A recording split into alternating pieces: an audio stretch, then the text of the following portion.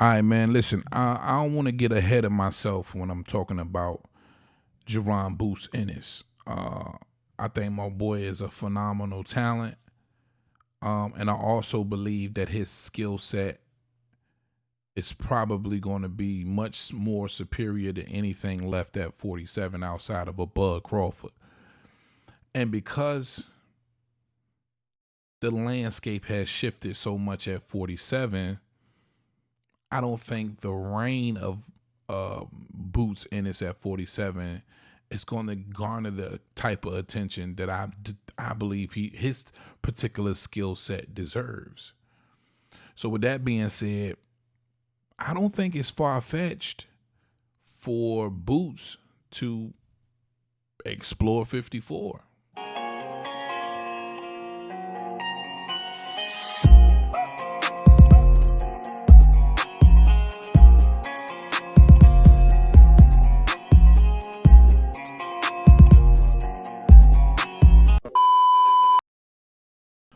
What up, YouTube? Big T O Heavy Bag Boxing TV, man. Get your big goofy ass in here and hit the bag. Hit that like button for your boy. That helps the channel. You know I appreciate that love. Shout out my gang. D1 Merc 1ML21 Skinny JT Black Jesus. My guy Troy Jack. Key1 Rebel Life Modern King Letitia YK World Tyree Celestine. Big shout out to Punch Drunk. Sean Adon, my Aussie family. Mark Wynn, Sean New Church, 913 Boxer. I see you. All right, man. Listen. Look at 47 right now. And look at that landscape, and then you look at a Jaron Boost Ennis. Like I said, I think the kid is incredible, and I think that skill set is going to reign at 47 for as long as he wants it to. But when you really look at 47, who do you really want to see Boots in the ring with against, or a ring against at 47? Outside of a Bud Crawford, who I believe is extremely reluctant to defend at 47 versus a Boots Ennis. He told us out of his own mouth, Boots had his opportunities. And he's, going to be reluctant to do so. I do believe he probably vacates those belts on his quest to maybe 3 times undisputed at 54. But who else is there? Now, I don't think the hardcore fan base would be opposed to Boots facing off against an Stanley Ennis. That's a fight that I would definitely like to see. But is it a big fight, right? What does it do for the career of Boots Ennis at this point? It'll be him in there with somebody who I believe is just equivalent to the guy he fought in his last fight, Roman Villa, right? Now that he has the IBF scrap, could he possibly lure whom I believe is the only big name left at 47, still roaming around maybe, and a very inactive Keith Thurman, right?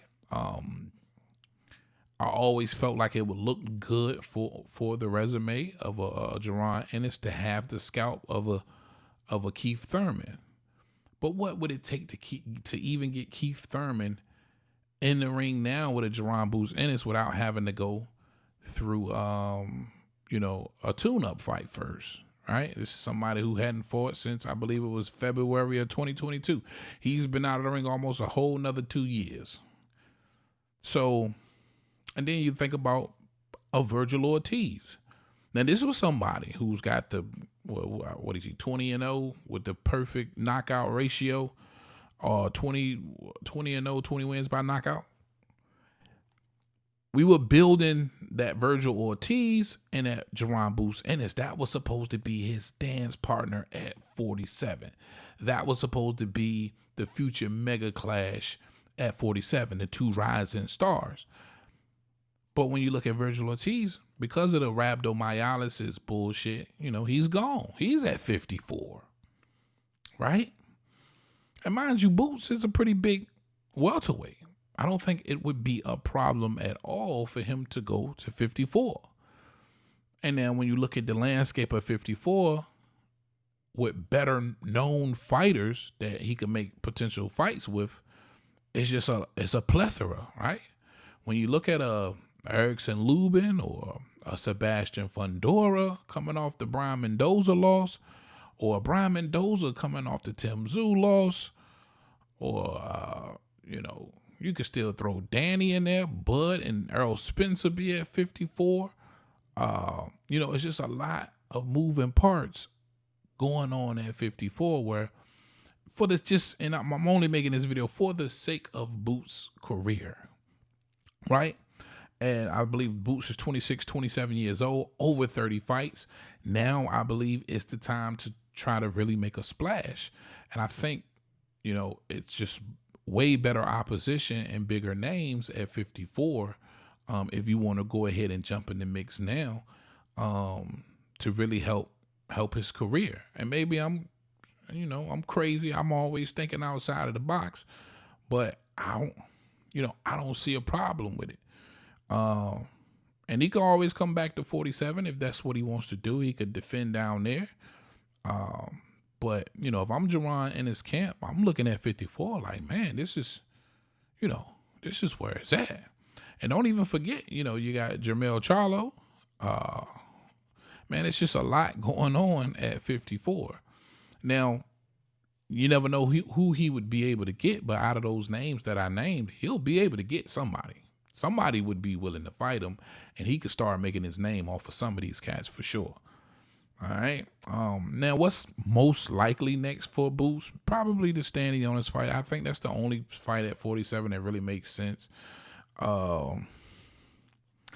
My boy who, unless you're thinking about like a Speedy Rashidi, him and Speedy Rashidi had some words on the Tank Davis undercard, you know what I'm saying? But Speedy Rashidi lost to Roy Manvilla, who Boots destroyed, you know what I mean? So how much sense would that make? And everybody else, I feel like it's still so much work that's got to be put in order for it to be a big fight. And for Boots right now, you want to start making big fights. You guys let me know what you think in the comment section. Am I way off? Am I crazy for thinking that Boots, especially given his frame and his size and his skill set, you know, is it far-fetched to say, hey, man, hey, young fella, let's go make some bones. Virgil Ortiz is over there. Let's go make some bones at 54. I don't know. You guys let me know what you think in the comment section, man. That's all I got for y'all on this one, man. Big T.O. Heavy Bag Boxing TV. Truly appreciate y'all. Oh, not this video. I got a sponsor, y'all. Shout out my sponsor, Ahmad, man. Ahmad, I got you in the next video, bro. All right. That's all I got for y'all on this one, man. Big T.O. Heavy Bag. Talk to him, Roger. Most motherfuckers don't know shit about boxing.